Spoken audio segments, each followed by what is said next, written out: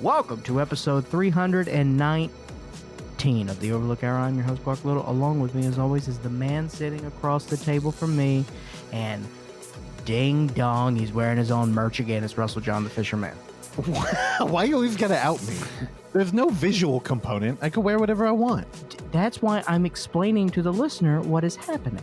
Okay. Why don't you tell them it's dirty, too? Okay. I'm doing this for our visually impaired listeners. And because this is an audio medium, that is everyone. So Russell Fisher is a 6'4" African-American man.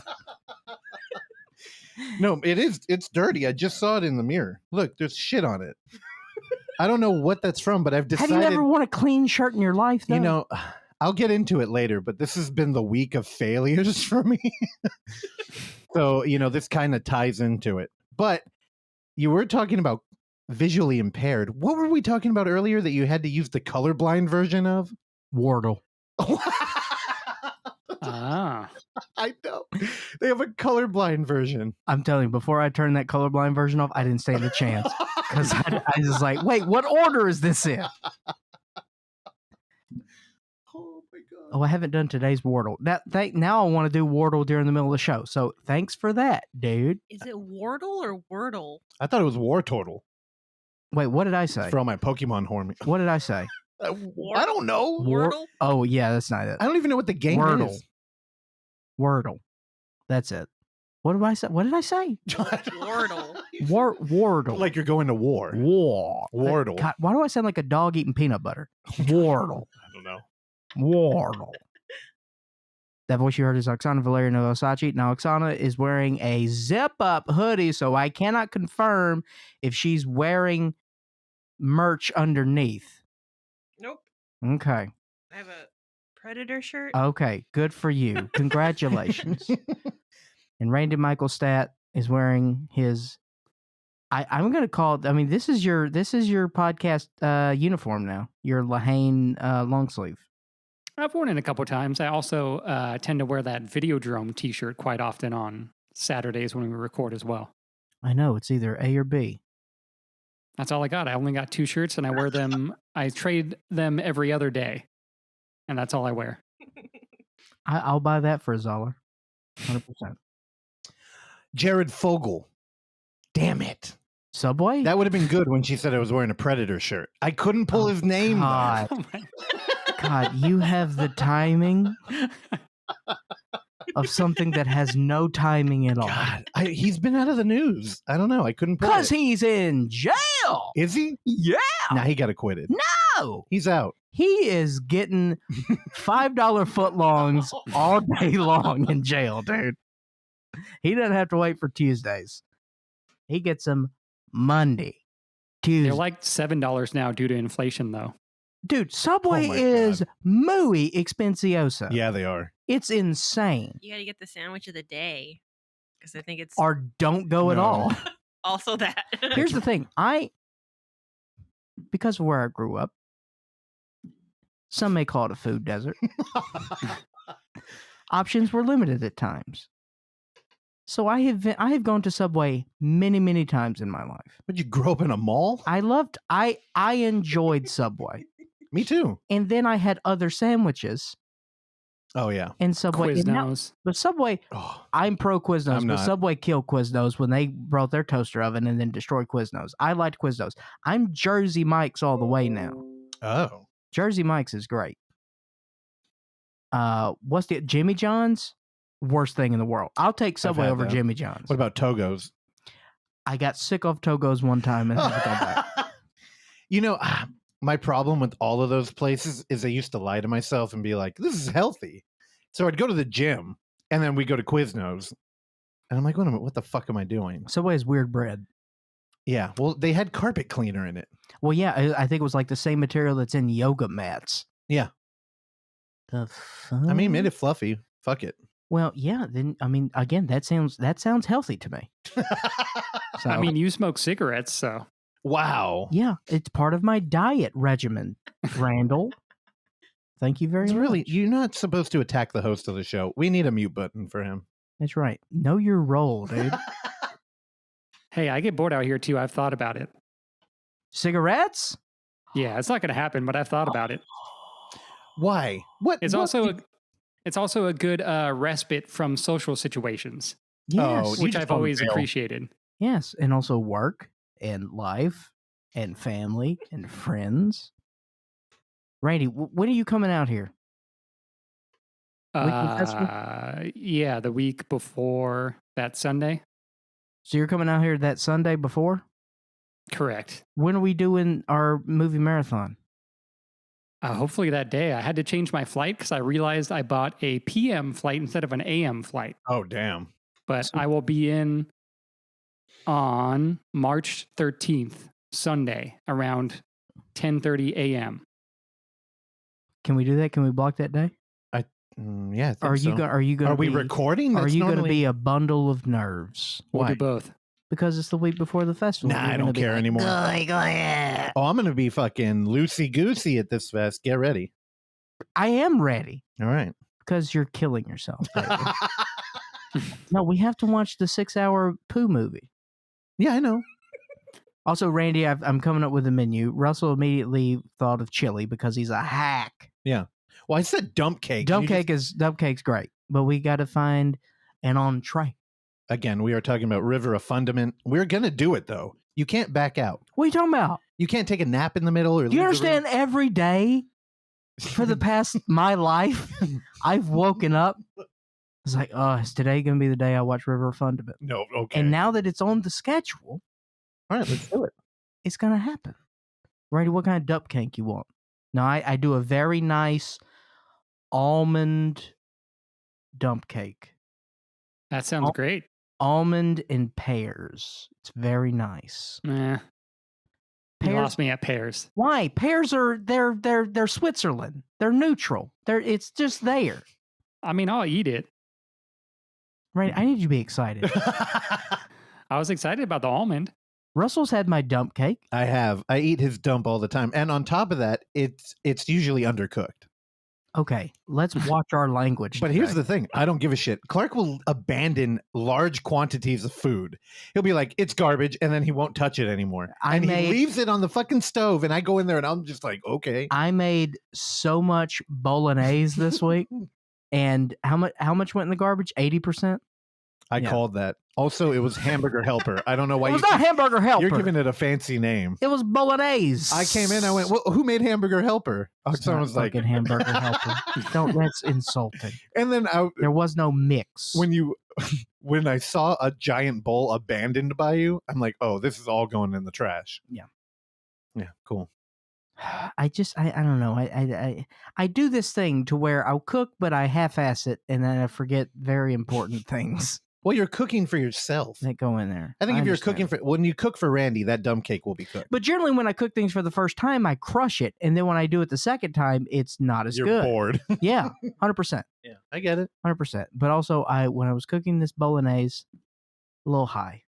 That Oh, doesn't- you were. Yeah, that doesn't help. Yeah, no. It's not good. All right, but long story short, when Randy comes out here and we watch River Fundament, Randy will smoke his first cigarette. Nah, I'm good. What's gonna happen? That's good. Turn them down. We're gonna get some shrooms and take some laxatives because that's what the movie's about. And again, Randy's coming out for the Unnamed Footage Festival. The whole schedule now is online. So if you go to unnamedfootagefestival.com, you can find it. I actually sat down and like fucked with the website a little bit more this year, and it looks presentable for the first time. So you can actually go there, read about the films, and see when they're playing. There's pictures of the theaters in there now. I don't know. I'm feeling good about it. There is one movie that doesn't have a poster. That's because there isn't one. And we're breaking You Belong to Me from the director of Mean Creek, which we got like some emails about that movie. Kind of exciting. I'll tell you off air. I realize I should not be doing that right now. But You Belong to Me or Mean Creek? You Belong to Me, not Mean Creek. Mean Creek's old as fuck. Mean Creek is the movie where Josh from Drake and Josh is murdered on a raft. Yeah. Spoiler. I don't know. I mean, it's what the whole movie's about. Can I be honest? I didn't love Mean Creek. I really wanted to. I watched that movie when I was in my gummo, like shitty kids kind Yeah. of phase, and it just didn't do it. I for haven't me. revisited in, let's call it, 12 U.S. years. Yeah, it's kind of like a mean Stand By Me or something. It's got it's You more. want to know along something that- else? What? Never seen Stand By Me. Yeah, but you got a thing with Spielberg. I do. Yeah. Did you ever watch like Duel or Jaws or Well, Jaws, yes. Indiana Jones? A few of them. Also, you know what? I really like one Indiana Jones, Which but the one? one with the kid, get out of there. Oh, you know Short what? round? Short Round can suck it. Short Round and Data are incredible that characters. movie sucks, dude. No, that's my favorite. Temple of Doom. Temple Doom sucks. It's too dark for you. That's why. I like Raiders. You would Raiders is cool. fucking hack. And I should be plugging more often. Terrell, go ahead and clip that. He's been doing Blu-ray Tuesday, once a week, and he did a cool found footage February coverage, and he constantly is talking shit about us on there. So we really need to fire Hell back. yeah. Randy, you need to fire back, dude. I can't because Terrell thinks that I'm the best person on the show, so I that's will right. only be nice to him. Do we have any other plugs? We should plug Connor's thing again because y'all are failing. I don't think anybody's donated. And I keep telling myself, so you're probably like me. Okay. You're like, I'm going to donate. I'm going to help him out. All right, here we go. Guys, get off your ass and support this movie. So this week, we're going hard sell. Do you understand? Okay. We are bullish on Chicken Surprise, a retro horror comedy film.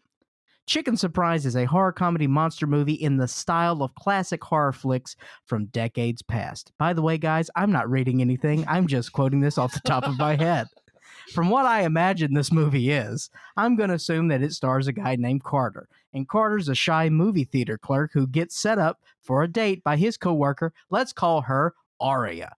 Later on his way home, Carter buys a packaged, let's say meal of chicken fingers from the local corner market, where he meets a strange man working the till. That's right, I said till. No one would write the word till in a movie description for something they're trying to sell. That's how you know I am riffing. That night, Carter is rocked by an ass-annihilating gastrointestinal carnage and the emergence of an egg, or as my father calls them, eggs.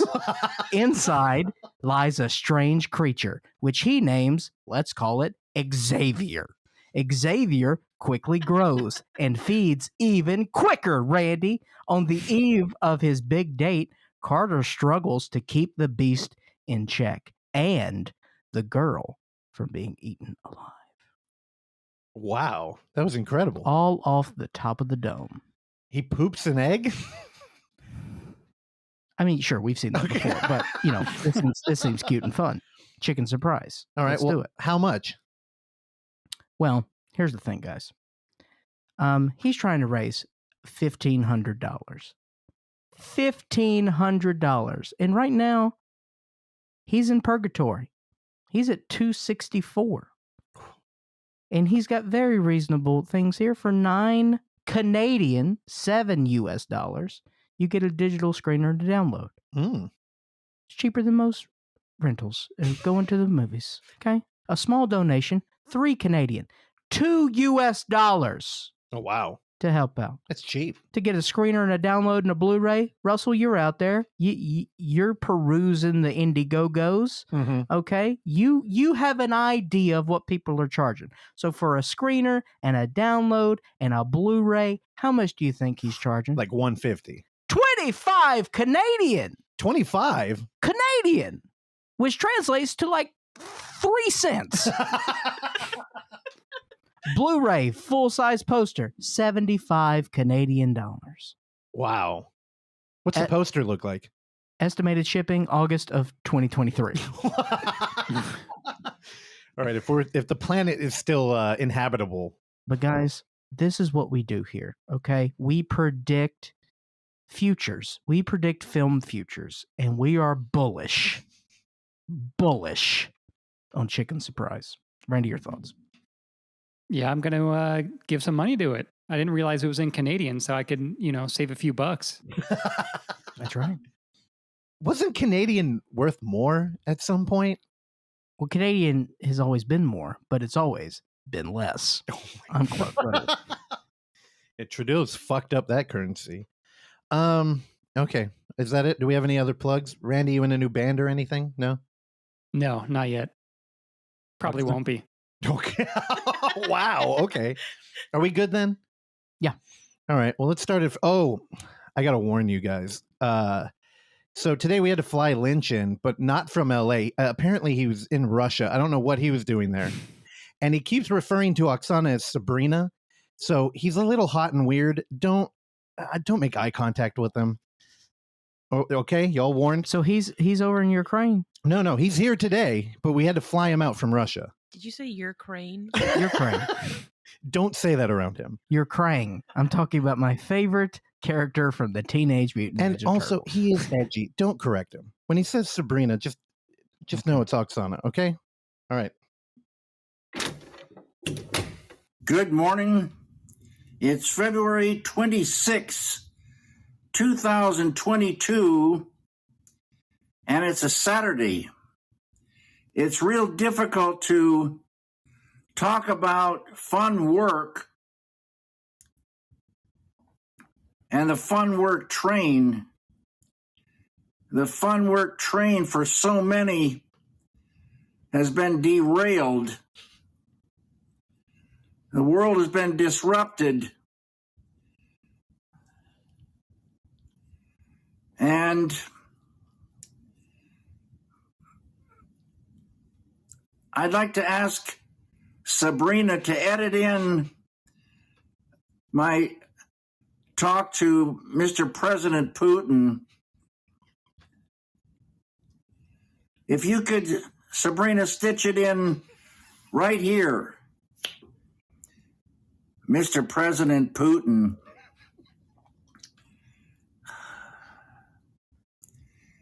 we are, as human beings, charged as to how we treat our fellow man. And there is a law of nature, a hard and fast law. There's no loopholes. There's no escaping it. And this law is what you sow, you shall reap. And right now, Mr. Putin, you are sowing death and destruction. And it's all on you. The Ukrainians didn't attack your country. You went in and attacked their country. And all this death and destruction is going to come back and visit you. And in this big picture, this show that we're involved in, there's an infinite amount of time.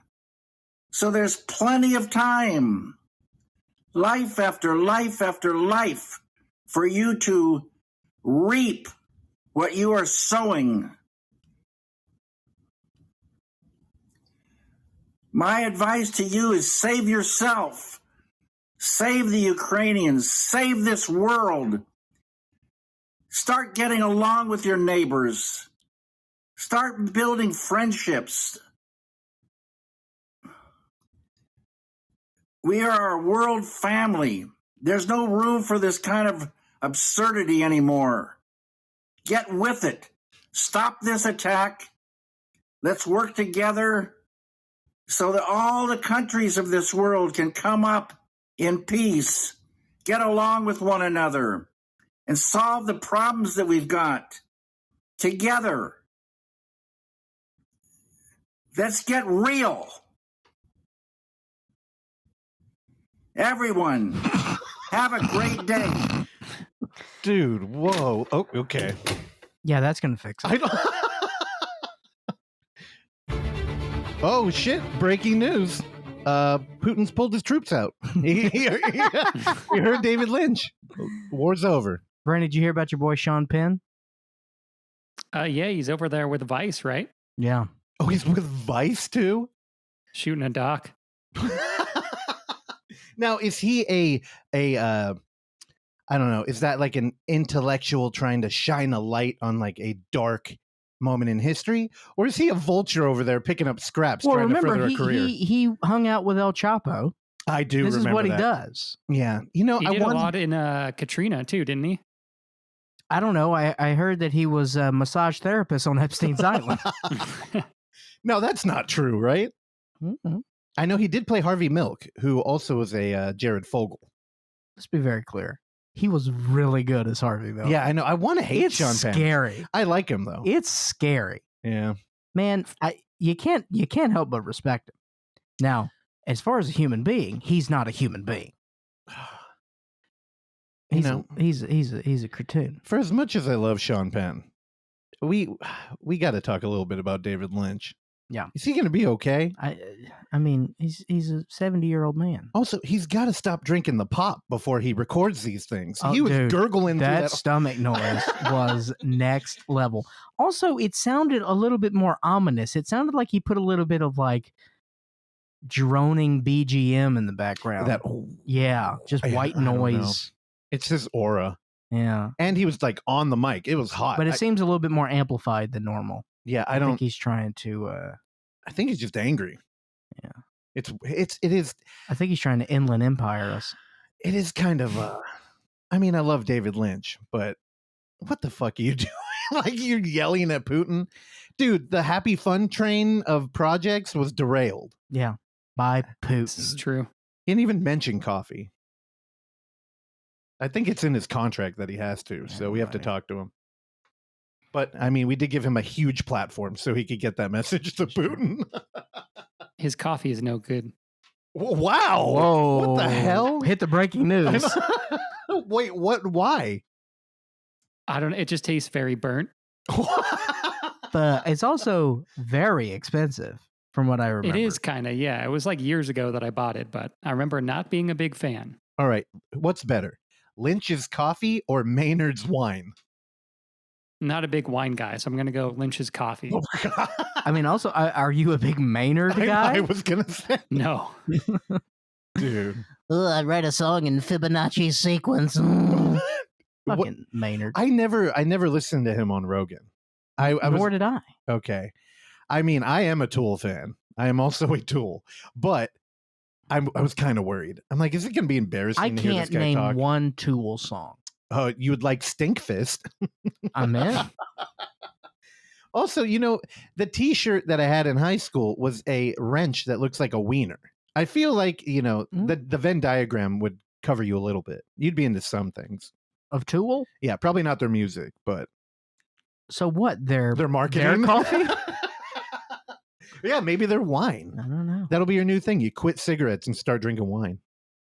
You know the thing with the wine, I don't like the purple mouth part of it. Well, doesn't that only happen if you drink like cheap shit? Yeah, Okay. Well, I'm a cheap boy. I could tell by the watch you're wearing. Okay, well, first of all, watch your mouth.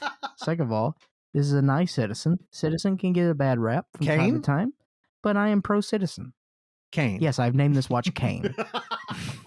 I've named this watch Charles Foster. Kane. Okay.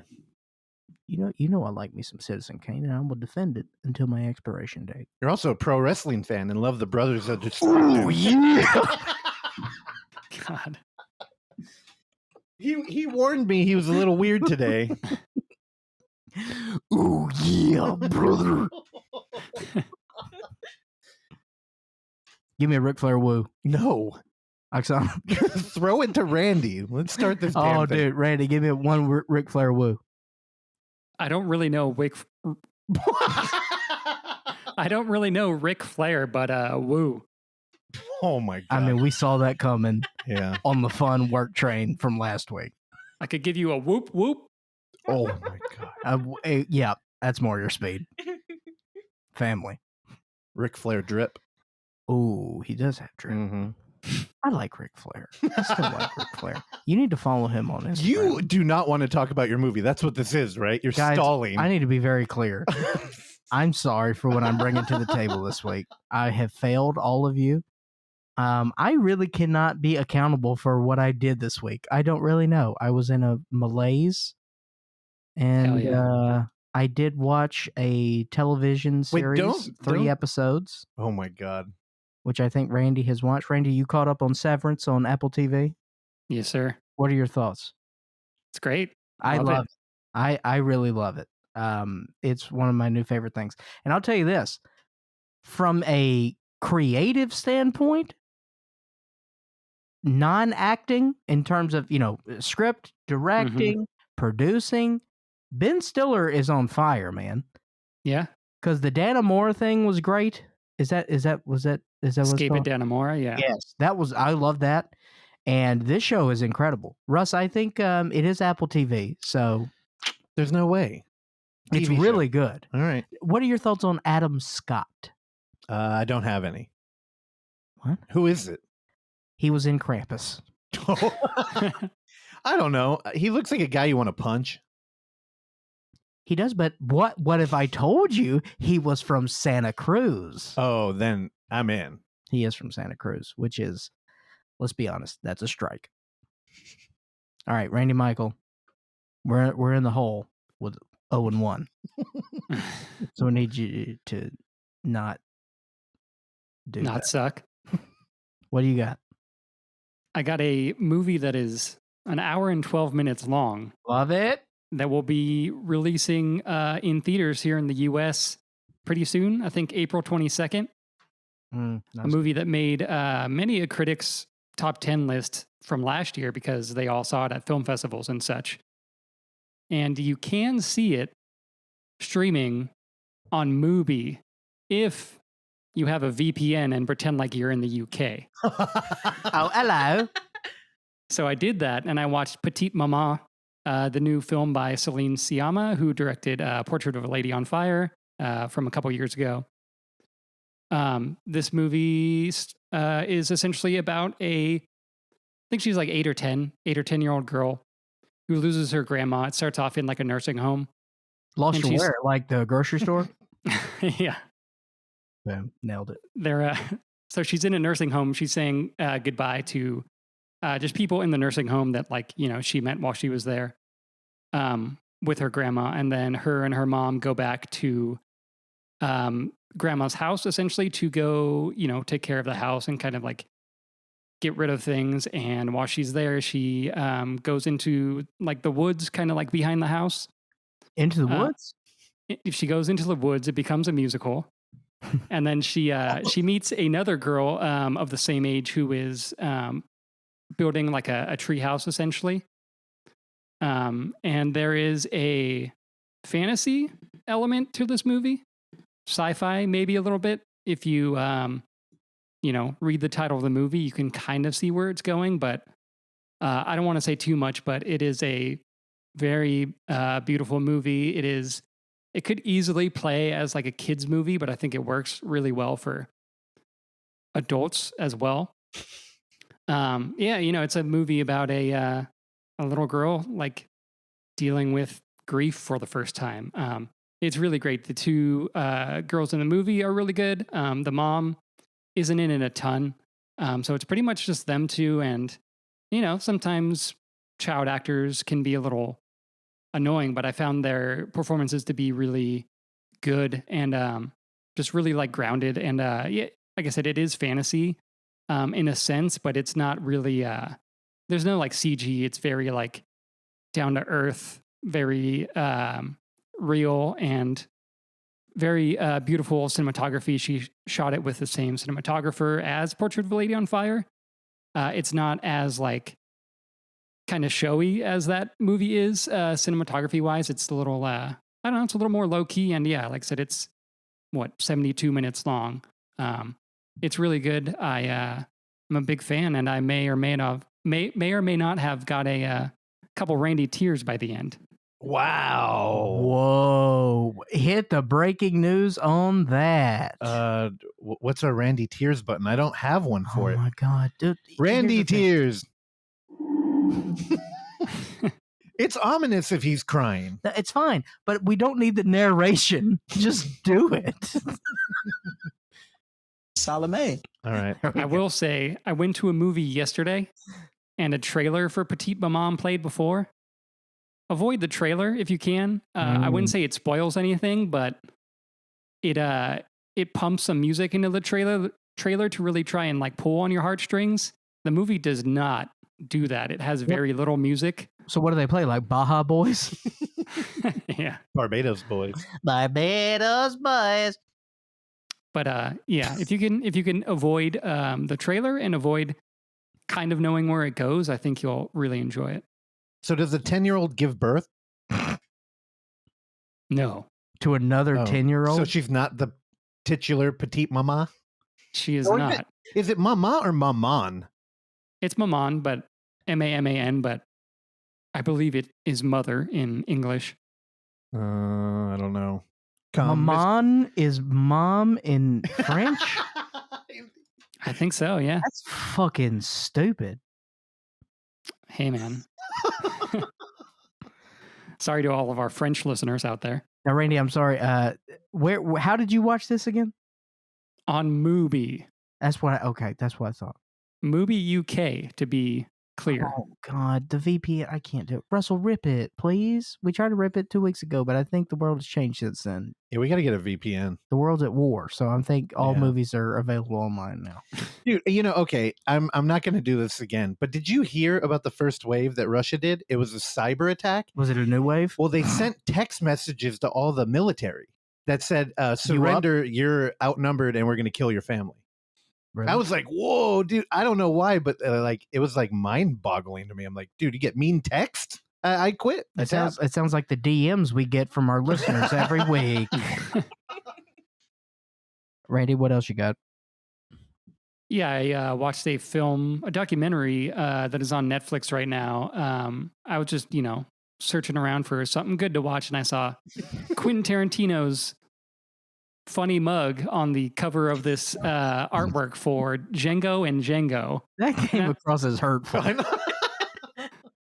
And I always like hearing Quentin Tarantino talk about movies. I wasn't really sure what this was about, but it is a documentary about Sergio Corbucci, who is an Italian filmmaker, kind of around the same time as Sergio Leone, both who made a lot of Westerns. Corbucci's are a lot dirtier than Leone's Westerns. And essentially it starts with Tarantino talking about his characters from Once Upon a Time in Hollywood and sort of like talking about a scene that doesn't happen in the movie, but he's kind of, how like he kind of fleshes out stuff in the book that wasn't in the movie. He's essentially like talking about other things that would have happened or that like do happen to the characters and stuff. That kind of has to do with Sergio Corbucci and Italian Westerns and 1960s and stuff. So it's mostly him. There is some interviews with Franco Nero, who plays Django in the Django movie, not Tarantino's Django. Your boy Deodato shows up in it in an interview. Hell yeah. Boy. A couple other directors Does he kill a turtle in the middle of it? Again, Ruggero Deodato shares a birthday with me. Congratulations. Nice. Not the same day. No. Not the same year. Not the same year. Yeah. But it's entertaining. Like I said, I always love hearing Quentin Tarantino talk about movies and just his passion for and like knowledge of many things, whether it's Westerns or other genres. So it's mostly him talking in this movie. It's very talking head, pretty standard type of documentary. It's not great. It feels kind of like a Blu-ray special feature or something, but I don't know, if you like hearing Quentin Tarantino talk and kind of want to hear a little bit about Italian Westerns, give it a shot. Sorry, Randy, I was giggling during that because we pulled up the poster for this, and it is one of the more ridiculous posters I've ever seen in my life. It is, yeah. I mean, I get how you could be in like a malaise just going through a digital menu of movies and you see that shit. I mean, that looks like a fake thing. It looks fake. You could do that. No, but you watch that and you're like, wait, what the fuck? And then you just watch it. Yeah, because again, Quentin Tarantino's size 9.5 head is like a horizon in the background. of a traditional Western poster. It's so ridiculous. And I bet he signed off on it. Oh, yeah. For Yeah. sure. Oh my God, dude. All right, love it. All right. I'm excited now. Here's the thing. I have tried to build mystique around my pick this week because it's a fart in the wind. There's nothing here. Again, I didn't really watch anything this week. Just outside my normal YouTube. I don't think I actually watched a Darren Brown this week, so that's wow. progress. Or I'm going back. I don't know. You know, let me also be very clear. I could watch a Darren Brown special every day for the rest of my life, and I still don't think I would hit them all. Oh, you need to program one before River of Fundament. And keep with the poop theme. All right, I'll find one. All right. That seems more Chris Angel territory, but we'll see. And the name doesn't work well. Okay, here we go. I tried to come up with a mind freak poop joke in half a second, and I couldn't do it. All right. So, this week, I'm talking to you about a movie that's this is a hybrid film, guys. Okay? It's part documentary and it is part dramatization. Faux doc? I wouldn't necessarily call it a faux doc, but it's 60 minutes. Okay. I need both of you guys to cool it because I'm talking about a very serious matter. And this very serious matter was the college admissions scandal from 2 years ago. And this is Operation Varsity Blues. Now, I want to be very careful. I fucking hate that name they gave this scandal. Wait, is this the like rich people getting their kids in? Correct. On the canoeing team or Correct. whatever? So I believe late last year, Netflix added this film to its canon.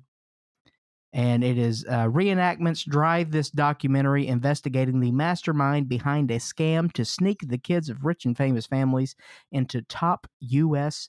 universities. The mastermind? Yes. Can you really call it? Nobody was looking.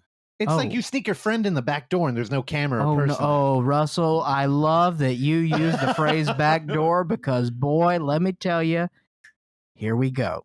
So, Rick Singer is the guy who masterminded this whole thing. He was a college admissions counselor, but he had a little scam going on, okay? He had a little creepiness. He was a failed collegiate basketball coach, and he realized that there was, a need for college counselors to get him into admissions, and then he started making connections, and then he started asking for more money. He said, you know what? You give me $200,000, your kid's going to Yale. Mhm. Bing, bang, boom. He said, you got the front door, you got the back door, I got a side door. Oh. So the front door is just going through the game, right? Just trying the traditional route. Maybe you get in, maybe you don't. But we're talking about prestigious colleges here that are very difficult to get into. Then you got the back door. And the back door is, and it's no guarantee, but if you come from a very wealthy family, they write a check. And when they get that check, they're inclined to include them into the admissions. Yeah. So that's the back door. And the back door still happens. Mr. Singer comes up with the side door. And so what the side door is he's like, hey, your daughter now rows crew. And then the parents say, no. And he said, yep, she's getting a crew scholarship to Stanford. And so he would come up with fake athletic scholarships. They would get accepted through there, and then they wouldn't make the team. But they would get into school. And he did this, I believe, 50. They've charged 50 people, but more's to come. And heads up, he is free right now. He pled guilty. Oh. But he is back in Sacramento, California, just chilling. Tight. And yeah, a lot of people, several people went to jail for a couple months. It's all, obviously the whole thing is white collar. Lori Loughlin served, I think, 2 weeks in prison. I think she was actually there a couple months. Felicity Huffman went to jail for 2 weeks. Now, there are people that are playing the real people portrayed in the story. And Rick Singer is actually portrayed by Matthew Modine, who does a really good job here. I do like Matthew Modine, and I think it was a perfect cast to play Rick Singer here. The movie's fine. And all of the dialogue in the movie is pulled from the actual transcripts that were released by the FBI. And so it was actually, wiretapped conversations. And that is the dialogue when they are doing the dramatizations. So it's well put together. It's interesting, but frankly, I'm tired of this story anyway. I don't really care.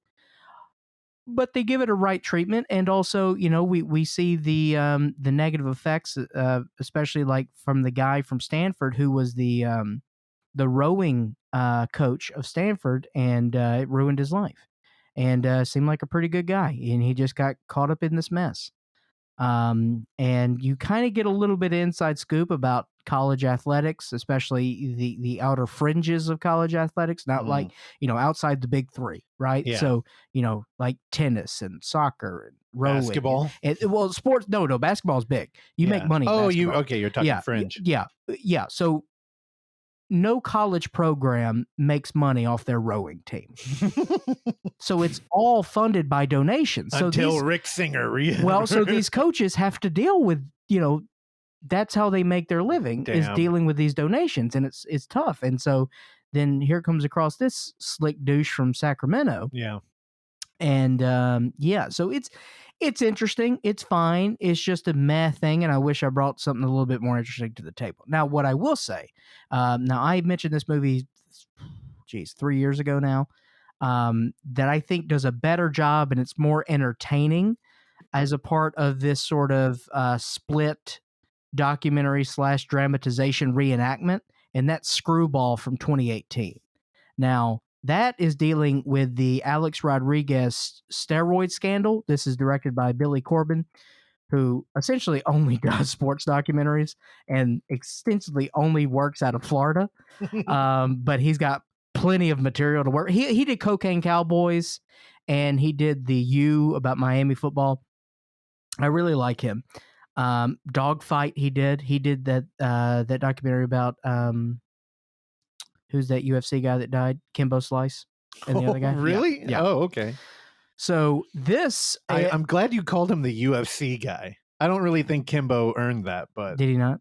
Well, I mean, you know who I mean. Yeah. The MMA guy. I don't pay attention to He's that a word. backyard brawler, dude. That's fair. Sorry for all the UFC idiots out there. Okay, I don't care about that. I like balls, dude. So Screwball, the reason why Screwball is interesting is because the reenactments were done by children. Mm-hmm. And it's much more entertaining, and it's also, obviously tongue-in-cheek, but it's fun. And I really like Screwball a lot. Check that out. And Operation Varsity Blues is at 88% because 88 is secret for Heil Hitler. Man, college is taking rich people's money to get their kids in. Who's even shocked by that? I know that's why this whole story. I don't care. Who cares about this story? That system's all fucked. And the thing is, I think the only reason that story had legs is because celebrities were tied in there and the bad Photoshop. That's kind of interesting. Also, my favorite thing about this is that Lori Loughlin is married to Massimo. Who? The guy who created the fashion brand Massimo. I have no idea. You don't know Massimo? No. You never went to Target as a child and get the board shorts from Massimo? The only thing, okay, first off, I had side-out shorts. Way more embarrassing, I'm sure. And when I went to Target, it was just to see whatever IP they had that week. So I'm looking for a faded Wolverine shirt or an AC/DC bell. Did you rock some Massimo back in the day? I don't know if I ever rocked it, but I was going to make the joke about the brand from Target, and I didn't realize they were connected. Yeah, dude. It's Massimo. All right. Well, I don't think that was that boring. Also, that kid that plays Alex Rodriguez in Screwball, that's a little eerie. He looks a lot like. Looking at the poster, it's kind of creepy. Dude, Screwball is great.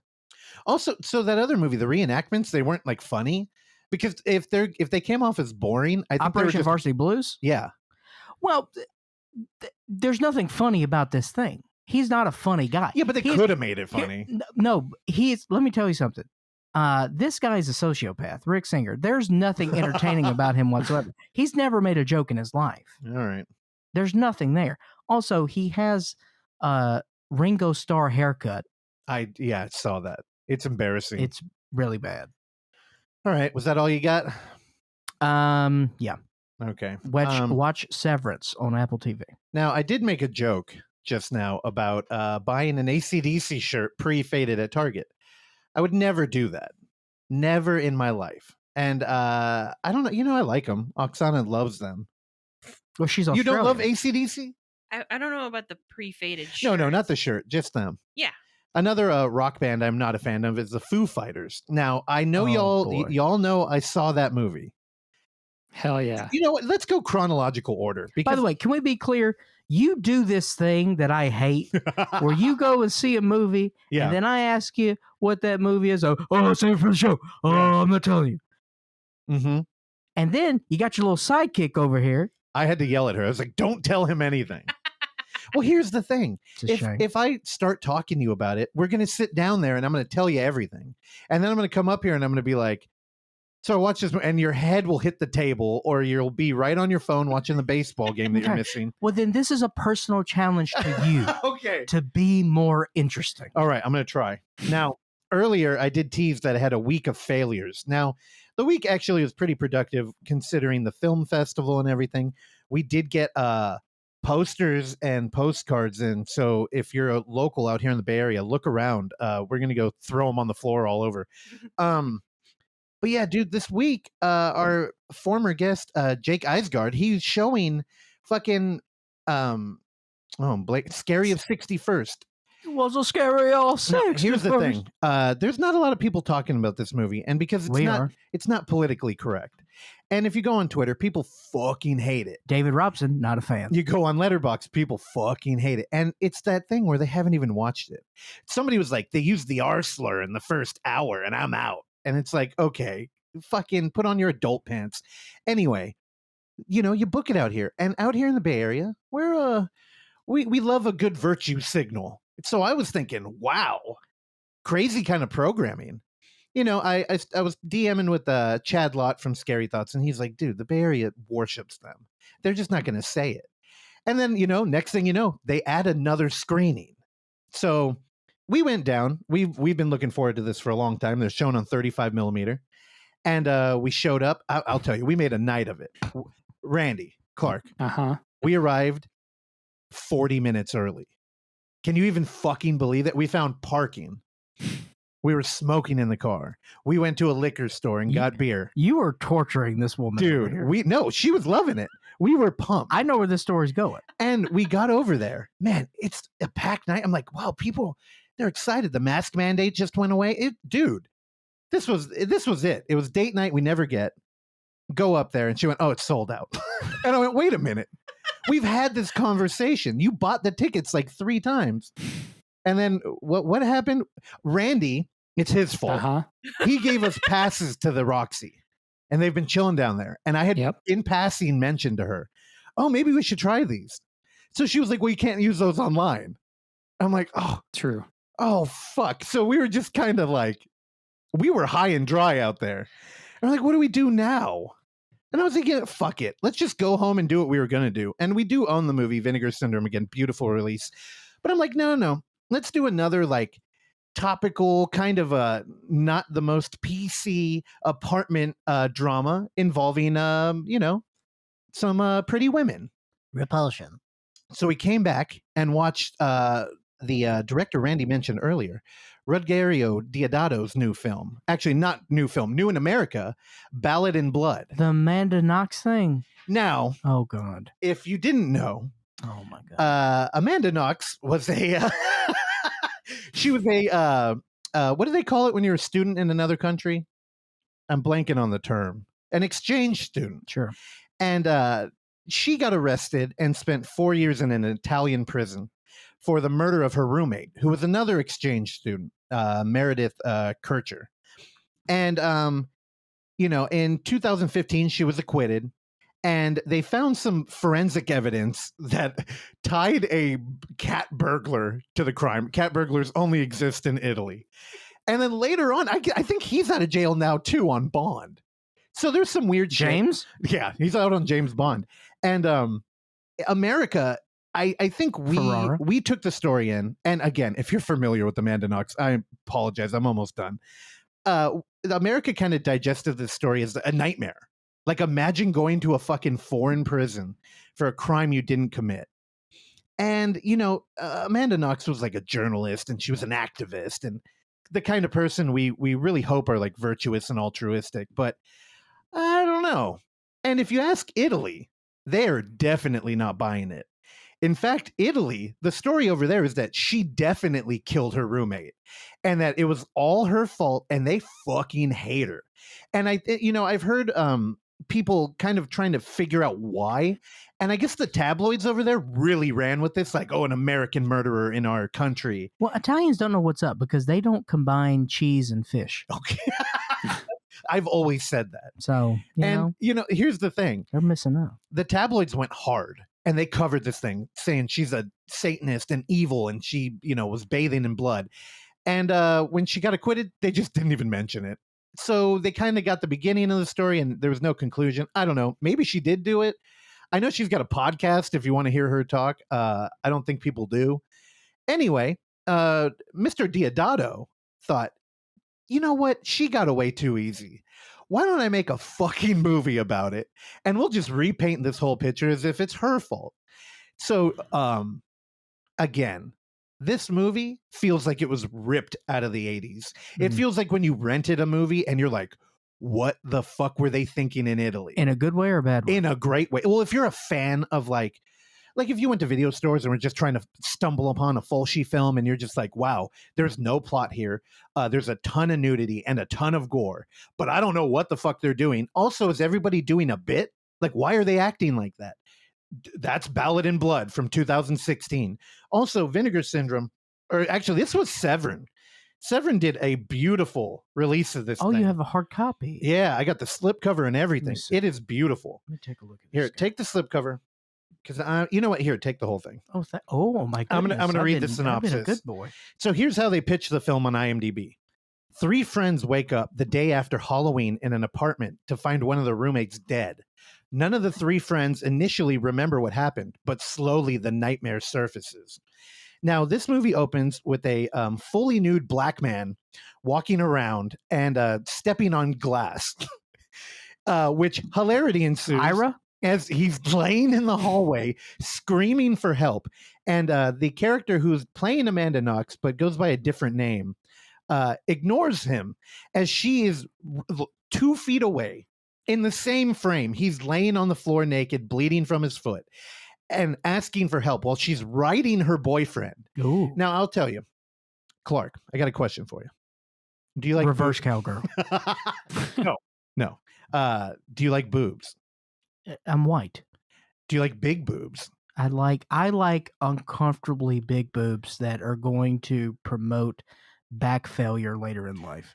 Do you like big boobs on a dead body? Not as much. Okay. Then half of this movie is for you. Okay. As the Amanda Knox character, she's in and out of her top the whole fucking time. And she's very proud of what she got because it is constantly on camera. Also, the dead roommate is constantly in and out of her top. They're putting a blanket on her. They're taking it off of her. She's a voluptuous redhead who is post-mortem from the minute she gets in this movie. And dude, it's weird. So again, the Amanda Knox case, it was Amanda and her boyfriend and her drug dealer were tied up in this thing. Classic love triangle.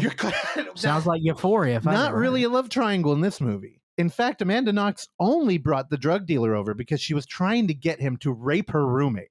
Oh my goodness. Now, there is a flashback scene where he is wearing a skeletal mask and a medieval helmet. And Amanda Knox and her boyfriend are trying to coax her into sleeping with him. That's probably as uncomfortable as this movie gets. What we mostly get with Ballad in Blood is weird moments where the drug dealer gets called. him and the boyfriend leave the house. They go out into an empty urban street, climb up halfway, like it's almost like a fire escape type steps, and they encounter 4 hilariously dressed goth dudes who are just trying to get drugs so bad. And homie hasn't paid him in a while, and they're begging him for, what was it? It was Coke. They wanted something. I can't remember. Dude, they looked like they were ripped out of the Warriors. They were straight up like comically, like the goth people don't look like that. That's some Walter Hill, dude. Dude, straight up Walter Hill. Anyway, dude gets beat up, and then they turn into a violent gang and start driving around the city looking for them. There's I don't know, Oksana, what was your favorite part of this movie? I got to get you in here because it was almost like her mouth was agape and she said nothing the whole time. Well, I didn't know who was who's trying to kill what. Like, I mean, the gang they were the best part, I think, of the whole movie. They were smoking cigarettes. They were incredible. Wearing like different colored contacts. They looked so. Now I'm making the assumption here that this is a dubbed film. I don't think it. Oh God, I don't know. You know, I really You don't know what language was. No, it was in spoken? English, but I don't know if it was dubbed. Okay. And I realize now that I just kind of like, because Deodato does not speak English. Oh, dude.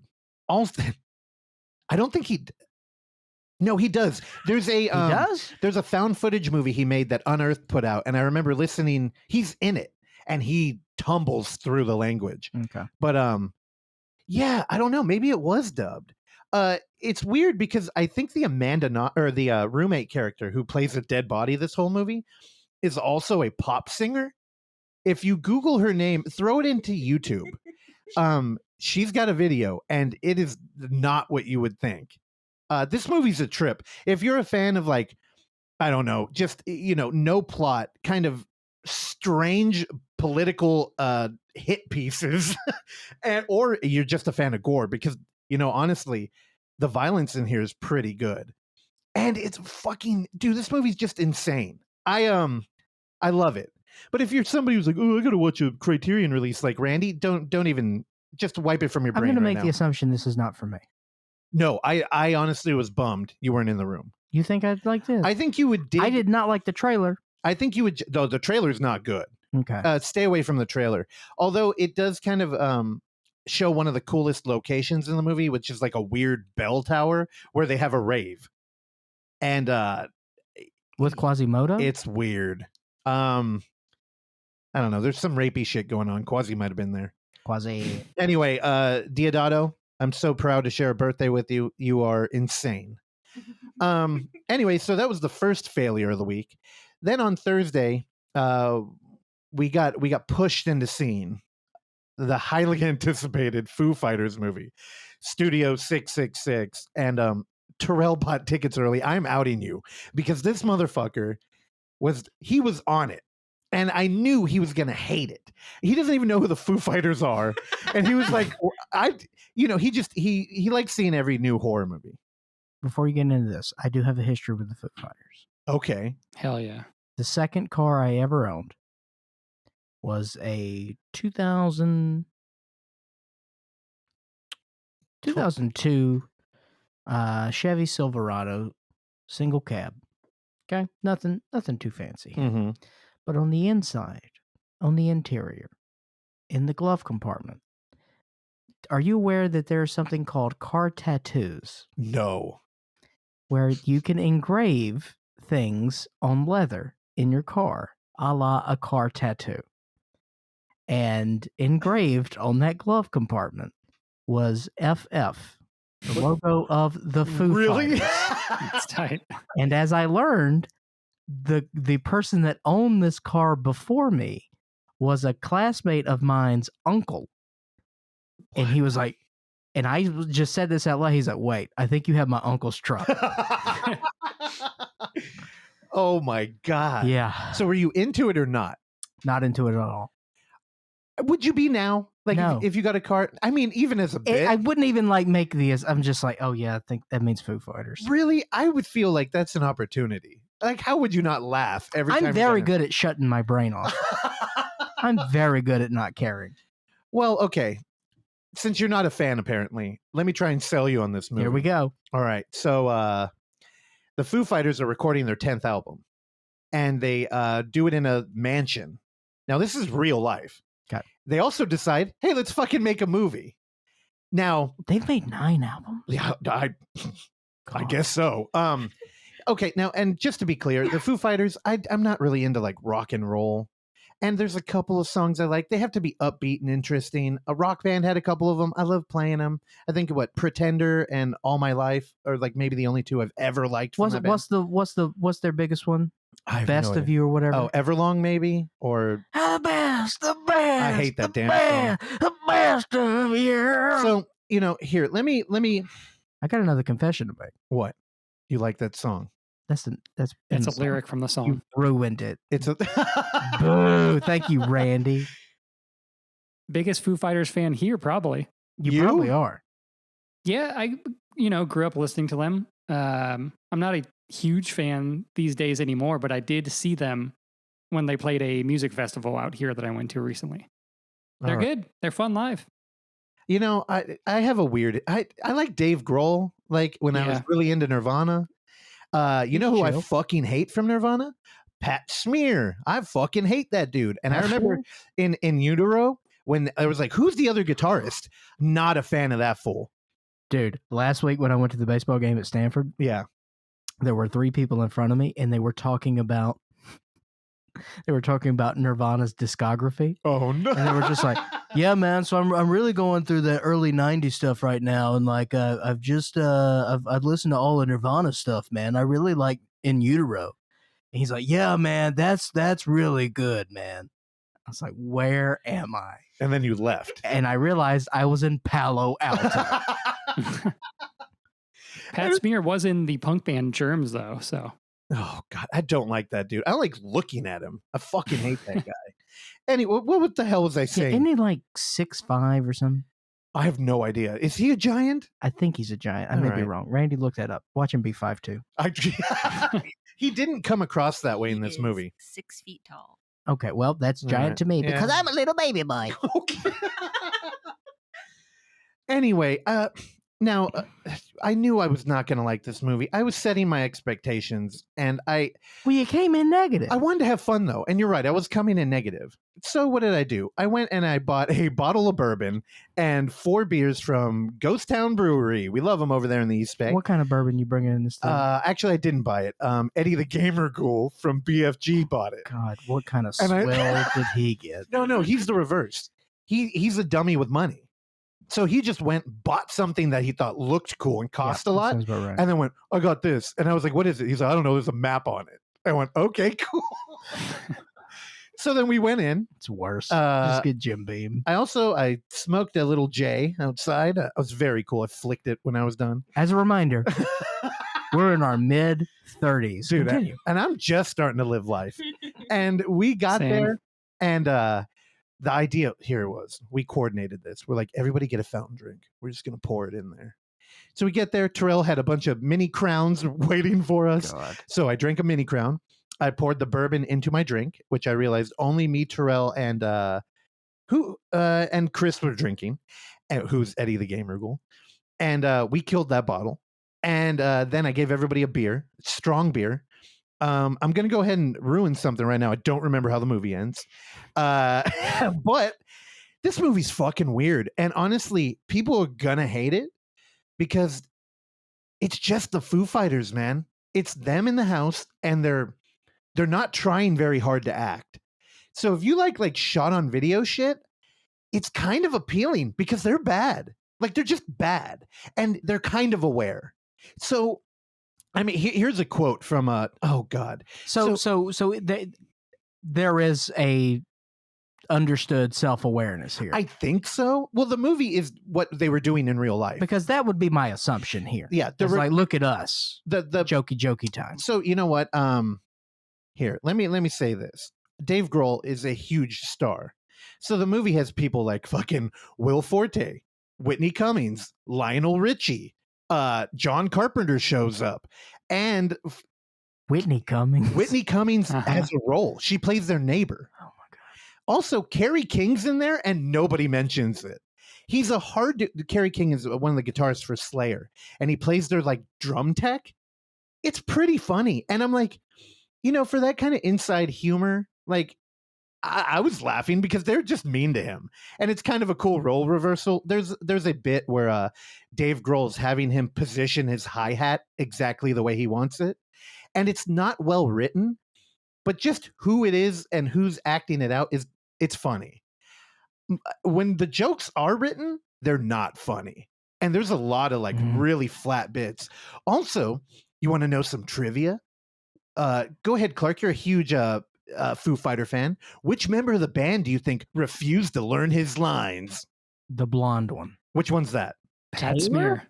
Oh, you nailed it. Taylor. Yeah. How did you know his name? Because, let me be very clear, he's the only other person in the band that I am aware of. No, see, I would have went with Randy and Pat because I'm like, he's a dick, clearly. I said that because I also heard a review and said that like Dave Grohl's all right in it, but Pat Smear is pretty bad. Oh, he's terrible. But he's a terrible human. And Taylor Hawkins is his name. Yeah. Actually, here, I pulled a quote for you. This is Dave Grohl. There are moments where I look at Taylor. Taylor refused to learn any of his lines. He said, I'm just going to say and do whatever the fuck I want to say and do. And so that's what he did. 100% Taylor Hawkins in this movie, with the ridiculous premise of the film. But yeah, I mean, watch it. And it's like, I know these guys. I know that dude. I know what this is. It's the Foo Fighters. Dave Grohl said that? Yeah. I no longer like Dave Grohl. Fuck that. Dude, You have a fucking job to do. Do the fucking job. Well, also, no. Pussy. In another quote that I'm not going to read, he calls the movie a run and gun horror film. So I don't think he really cared. It's not a fucking offense for football. Okay, do you want to know? Do you want to know how much he cared about this movie? The director. Do you know what else he made? A lot of music videos, like you would imagine, but he made one feature. Hatchet 3.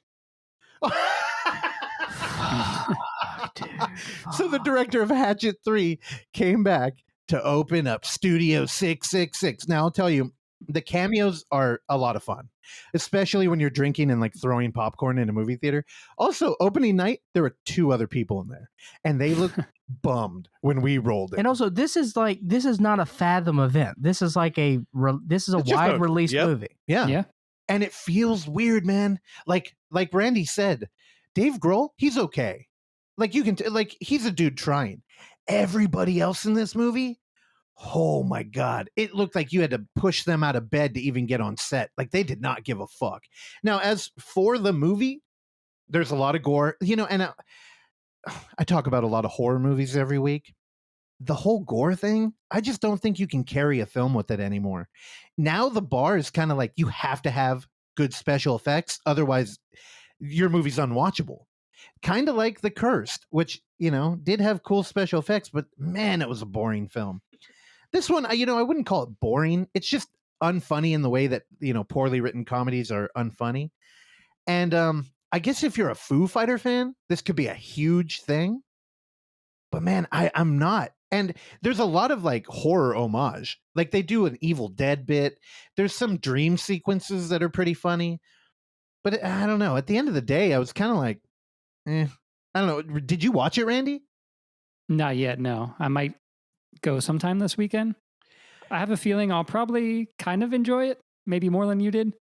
Well, it's weird because, again, premium mediocrity is a thing. And I'm like, I don't think it's that. Like, I don't think this is a movie that had a ton of money and just failed. Yeah. Like, I really think it's a rich man who was like, hey, you want to make a fucking movie? And then they just did it. Mm-hmm. So I kind of like it for that. But man, the movie's not good. Now, one of the saving graces in a movie like this would be special effects for me. How was that? Oh, are you watching your baseball game? No. I could retread that for you if you want me. I'm sorry. No, you're fine. I was saying, the thing about horror movies nowadays is like special effects can't carry it. Every week I feel like I'm in here talking about like, oh, the effects were great, but the movie, like back in the day when you're renting something blind and somebody gets their head cut off and it looks good, hey, you feel like you earned its money. But here, again, you have to be a Foo Fighters fan. The cameos are a lot of fun. And just the fact that they're so terrible, I don't know, it kind of, oh man, I'm not proud with what I'm about to say. But unlike Taylor refusing to learn his lines, the movie does feel a little like Punk. Oh my It didn't feel God. good. Hell yeah. It didn't feel good saying that. Oh, Randy. That's why I'm going to love it. So I'm going to take a guess here. I'm kind of in a weird zone with this on this. I'm going to say a 3, but I wouldn't be surprised if you say 3.5. Oh, we'll pick one. Keep in mind, it's a horror comedy. I know. That's what I'm saying. But Oh, like, what do you? Oksana, he's what do you think? I mean, I didn't have any of the bourbon or whatever it was, but I also forgot how this ended the next day. So Burn. It's just like it's such a weird oddity of a movie. But I think I'd have to go like maybe 3, maybe 2.5. Whitney Cummings, who her claim to fame is being on Tim Dillon's show, she did a great job. She upstaged everybody, and Will Forte. I love Will Forte. Dude, he's such a like goofball. I loved him too. The problem is, it's almost like the movie is a thing, and then it's being penetrated by talent every now and then. And there's a lot of one of the reasons What does Will Forte play? Pizza delivery guy. Love it. A reoccurring character. Love it. He's good. Here's the thing. I hate like music in film. Like whenever it's like a metal band playing, it's like, oh, this is supposed to be scary. It's like, dude, you don't like, it's a personal relationship there, and you can't just like put music in a movie and have it broadly do what you want. Also, the song that they're playing feels very un-Foo Fighters. It almost feels, yeah, I don't know. I could nitpick that stuff, but I think you're right, Clark. I think I give it a 3.5. Really? Because here's the thing: if Clark was like, "Hey, you want to watch it?" I'd be like, "All right, let's do it." See, I think I have a different. I just have a different measurement than you do. So Yeah, but I mean, also, I kind of like what it is. Like, even though I didn't really enjoy the film, I kind of like that they made it, and it fucking blows. What are the Rotten Tomatoes scores? Can you pull that up? you want to guess? Oh, fuck. Damn. Now see, if it's tanking, then I'm gonna feel warm to the film. But if it's doing well, I'm gonna get a little cold. So I don't know. I'm gonna 40. Are you just talking about critics scores? 40 critic, audience 80. Pretty close. Critics are 56 and the audience is 83. Ooh. Again, the only people rating that movie from the audience are people who knew about it and love the Foo Fighters. So You know what was like weirdly off-putting is how many times they say fuck in the first 5 minutes of the movie. Every other word it felt like. I'm like, is this them trying to be edgy or something? Who's the manager of the band? That's an actor that Clark. Oh, Jeff Garland. Jeff Garland. I forgot to Oh, mention him. He's that's in right. it too. Dude, he's canceled. Oh, really? Yeah, he got kicked off the Goldbergs. What? What do you do? I think he's just Jeff Garland and Down people on got tired Epstein of it. Island. He jokes around and I don't know something. He did. People don't like him anymore because he says whatever he wants to, and they're like, no. All of his lines, he shouts them across the room. What? That's how he talks. That's Yeah. how he Yeah, talks. I know, but it's like more so. I don't know. Yeah, Clark, I think you'd be into this movie. You know, Jeff Garland was roommates with Conan O'Brien Really? in Chicago. They fight? How Maybe. do you think Conan fights people? I think Conan's an asshole. I know, but I don't think he would ever put I up his love him, though. dukes. Yeah, I know. I love him too. He's scary because he's really sharp. I'm telling you. So Jack Black, I follow Jack Black on his YouTube channel, Jables, God. and he has not released a video in a year. Okay. And he released a video. My God. He put out some more content this week, and it was, he was Conan's last guest, and he actually sprained his ankle while he was performing, and so they were doing the prep. So he released behind the scenes of what happened in that show, because as a part of the original bit, he was going to do his performance and he was going to be in a Speedo running around, and he was supposed to get fake hurt. And they were supposed to bring in an ambulance and cart him into the ambulance. And that was the whole thing. So they ran through rehearsal. And then during rehearsal, he actually got hurt while he was pretending to be hurt. And they was like, oh, you got an ambulance right there. Well, they were all actors. Yeah. So he showed his footage from all that, and it actually shows Conan stuff. And it actually shows Conan because you see Conan being very, like, he was very concerned. Yeah. And it's weird seeing Conan, like, Not on. Yeah. Yeah. And then one of Jack Black's video guys is recording the thing, and you see Conan flip a switch. Oh. And he's like, get the fuck out of here. Really? You see that look on his face? I got scared. And Jack Black was like, actually, he was one of my guys. And, but Conan was being very protective. So, yeah, I'll show you. It's interesting. Well, have you ever seen his book series, Conan the Barbarian? He's a warrior king, dude. Yeah, did you ever watch that documentary? What documentary? Conan O'Brien Can't Stop. No. You're only a decade behind. Nah, I'm not going to watch it. You should. It's very good. And Studio 6. I'm thinking that I might have to rewatch Uncle Peckerhead and then go see Studio 666. That's an excellent That'd be call. a good double feature, I think. Yeah. That's interesting. I like that, Randy. Uncle Peckerhead's great. Yeah. And, Studio isn't. But It's there's 3.5 merit. from Russell Fisher. There's merit there. What did you rate Uncle Peckerhead? 3.5? No, I think I give it a 4. Hell yeah. That's a 6-star film, dude. 666 Studio. John Carpenter is looking old, too. Yeah. So when David Lynch I mean, kicks he invented the synthesizer. So, Yeah, how was JC? I don't know. He did the music 33. too. I'm going to say, Oksana, don't say, let's take bets. I'm going to say JC is 80 years young. I'm going to go, let me do a little bit of math. 82. Price is I think Right, I you- overshot, actually. Yeah, you might have. Randy? 79. Okay. We got prices right bullshit know. today. So according to Price is Right, you're all wrong. We're Damn. all over. Damn. He's 72. 74. Oh, 74. Ah, my math didn't check. Yeah, out. but in 6 years, I'll be right. Thank you very much. Shocking. All right. Well, that's all I got. Again, weekend of failures. I don't remember the end of the movie, and I feel kind of bad about it. Do you need to? I had a blast, though. No, it was a really fun theater experience, but I feel like With you and 6 people?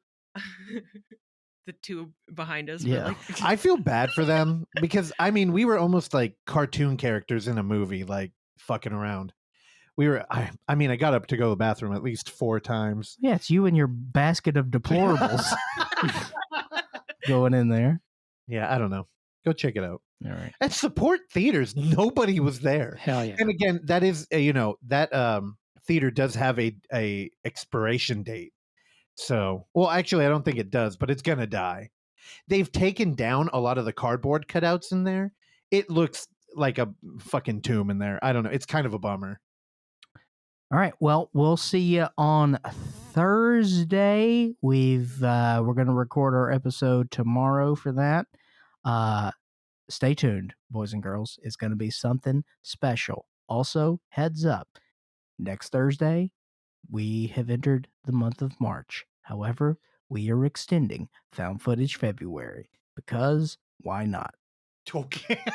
I mean, we got a found footage guest, so therefore it is an extension of Triple F, F3, F cubed. Randy, your thoughts? I think we did get a late start to Found Footage February, so We I'll start allow it. All right, there we go.